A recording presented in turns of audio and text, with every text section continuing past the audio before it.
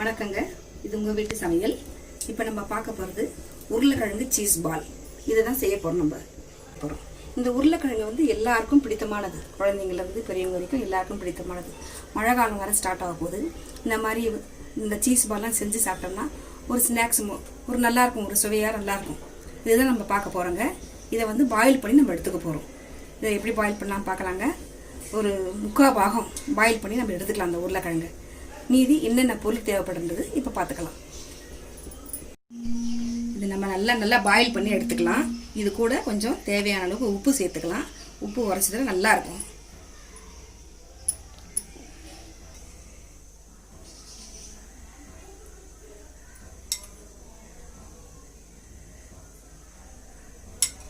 மூடி போட்டு அவிச்சு எடுத்துக்கலாம்.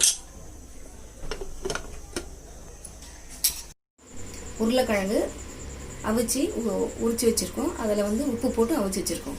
இப்போ இதுக்கு தேவையான பொருட்களை நம்ம பார்த்துக்கலாம். வெள்ளை மிளகுத்தூள் எடுத்துருக்கோம், ஒரு 1/2 ஸ்பூன் எடுத்துருக்கோம். ஹெர்ப்ஸ் எடுத்துருக்கோம், அது 1 ஸ்பூன் எடுத்துருக்கோம். மிக்சடு ஹெர்ப்ஸ் எடுத்துருக்கோம். மிளகாவை நல்லா வறுத்துட்டு, வெறும் மிளகாவை நல்லா வறுத்துட்டு அதை நுணுக்கி வச்சுருக்கோம். ஒரு 2-3 மிளகாய். கார்ன் பவுடர் ஒரு 3 ஸ்பூனுக்கு வச்சுருக்கோம். பூண்டு பெரிய பல் ஒரு 5 பல் எடுத்து வச்சுருக்கோம். அதை நம்ம சீவி துருகி வச்சுருக்கோம். கருப்பு மிளகுத்தூள் ஒரு 2.5 ஸ்பூன் எடுத்து வச்சுருக்கோம். கோதுமை ரொட்டி, இது கோதுமை ப்ரெட்டு. இதை வந்து சைடெல்லாம் கட் பண்ணிவிட்டு நம்ம வந்து மிக்சியில் போட்டு திருப்பி வச்சுருக்கோம். இது சீஸ் கியூப்ஸ். இது ஒரு 4 கியூப்ஸ். இதை வந்து துருவி வச்சுருக்கோம். இது தேவையான அளவு நம்ம உப்பு சேர்த்துக்க போகிறோம். இப்போ இதெல்லாம் சேர்த்து தான் நம்ம செய்ய போகிறோம். எப்படி செய்யறது பார்க்கலாம். இது உடச்சி விட்டுக்கலாம். இப்போ இதில் கூட நம்ம சீஸ் சேர்த்துக்கலாம்.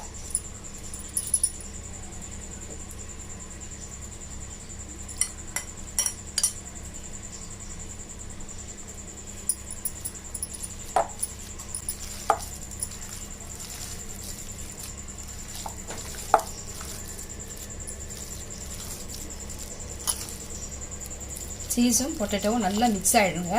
மிக்ஸ் ஆகிட்டா தான் சரியாக இருக்கும். நல்லா கலந்து விட்டுக்கலாம். எல்லாமே இது ரெண்டும் உரவாயிடணும். நல்லா ஆயிடுச்சு. அடுத்தது ஒவ்வொரு பொருளாக சேர்த்துக்கலாம்.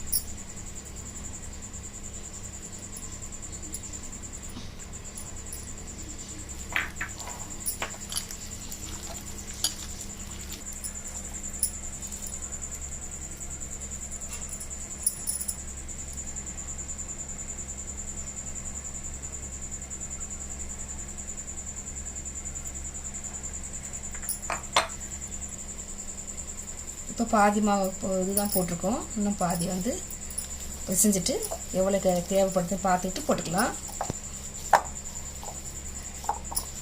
ட்ரையாக இருக்கணும், அப்போ தான் நல்லாயிருக்கும்.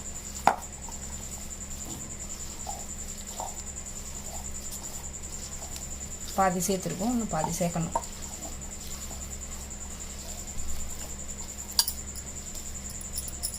இது நல்லா பிசைஞ்சாச்சுங்க.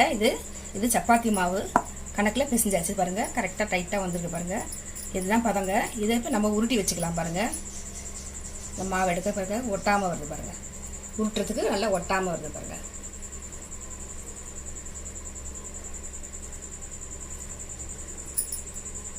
அப்போ தான் வந்து கையில் ஒட்டாது. உருட்டியாச்சுங்க. இது பாருங்கள், இவ்வளோ தாங்க.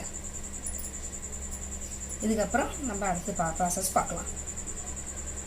இந்த பாலை இந்த மாவு தண்ணியில் போட்டு நம்ம உருட்ட போகிறோம். அதுக்காக எவ்வளோ அளவுன்னு நம்ம பார்த்துக்கலாம். மைதா மாவு எடுத்திருக்கேன். இதில் ஒரு 3 ஸ்பூன் மைதா மாவு. இதை அதில் சேர்த்துக்கலாம். 1 ஸ்பூன் வந்து கார்ன் பவுடர் எடுத்துருக்கேன், அதையும் சேர்த்துக்கலாம். கிறிஸ்பிக்காக இதிலிருந்து இந்த டிஷ்ஷை நம்ம செய்கிறோம். இது 1/2 ஸ்பூன் மிளகு எடுத்துருக்கோம் காரத்துக்காக, அதை நம்ம சேர்த்துக்கலாம்.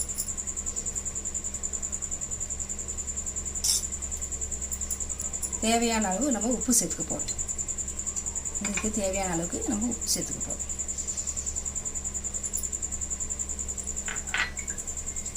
இப்போ தண்ணி போட்டு நம்ம கலந்துக்கலாம். இது கிறிஸ்பிக்காக நம்ம இது செய்கிறோம்.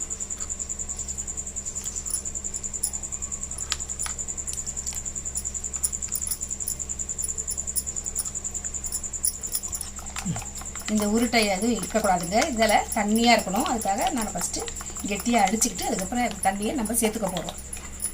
பாருங்கள், இப்போ உருட்டை எதுவுமே இல்லை பாருங்கள், க்ளீன் ஆகிடுச்சு. இப்போ தேவையான அளவு தண்ணி சேர்த்துக்க போகிறோம். கொஞ்சம் இது வந்து தண்ணியாக இருக்கணும். இது மொசரல்லா சீஸுங்க. இது எல்லா சூப்பர் மார்க்கெட்லேயும் கிடைக்கும். மொசரல்லா சீஸுன்னு கேளுங்க. இது பாருங்கள், இந்த மாதிரி பண்ணிட்டு போகிறோம். இதை ஒரு ரவுண்ட் பண்ணி இதில் சேர்க்க போகிறோம். சேர்த்து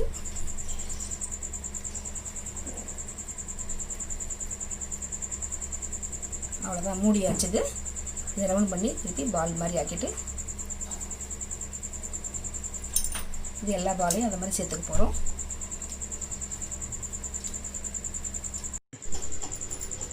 இதில் எல்லாமே ரெடி பண்ணிட்டோங்க. இந்த பால்லாம் ரெடி பண்ணிட்டோம். இப்போ அடுத்தது என்ன ப்ராசஸ் பார்க்கலாம் பாருங்கள்.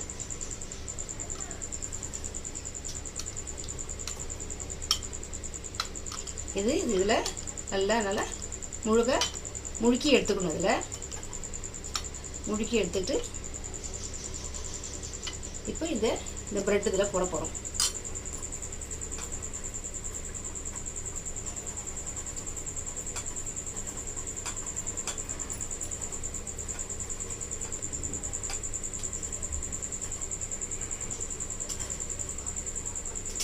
இந்த மாதிரி ஒவ்வொரு பொருளுமா ஒவ்வொரு பாலும் நம்ம சேர்க்க போகிறோம். இங்கே பாருங்கள், 2 மணி நேரம் ஆகிடுச்சு. ஃப்ரிட்ஜில் வச்சு எடுத்து உள்ள வச்சுருக்கோம். ரோல் பண்ண பால்னால் அது. இப்போது எண்ணெய் காஞ்சிருக்கு. எண்ணெய் காஞ்சிருச்சுங்க. எண்ணெய் காயிட்டுருக்கு. இப்போ நம்ம பால் போட்டு பொரிச்சு எடுத்துக்கலாம்.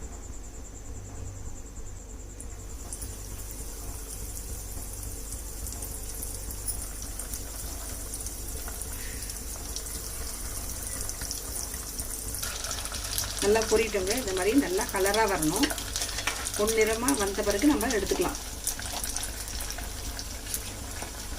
நல்லா கலராக வரட்டும். உள்ள வர பொருள்லாம் நல்லா வேகட்டும். சீஸ் நல்லா ஹீட்டை உள்ளே போயிடுச்சுன்னா உருகி வரும். அப்போ தான்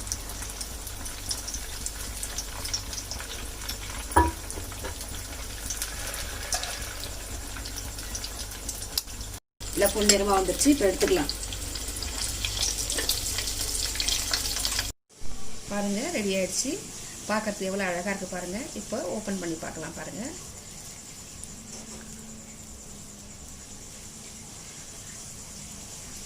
நல்லா சூப்பராக வருது பாருங்கள். அழகாக இருக்குது பாருங்கள்.